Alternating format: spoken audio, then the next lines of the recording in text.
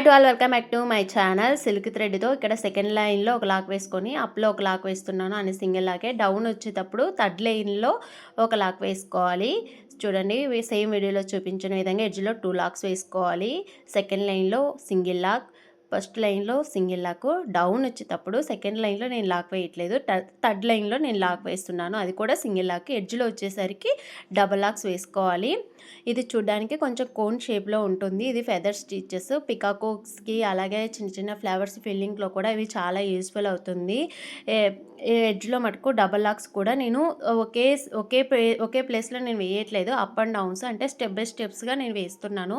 ఈ వీడియోని మీరు ఒక 2-3 టైమ్స్ పాజ్ చేసి చూడండి, నేను ఎక్కడ స్టిచ్ చేస్తున్నానో ఎలా స్టిచ్ చేస్తున్నానో అర్థమవుతుంది. థర్డ్ లేయర్ సెకండ్ లేయర్ వచ్చేసి కొంచెం ప్లేస్ అనేది లేకుండా థిక్గా ఫిల్ అవుతుంది. ఫస్ట్ లేయర్ వచ్చేసి ఇలా కొంచెం స్పేస్ ఇచ్చి ఫిల్ అవుతుంది.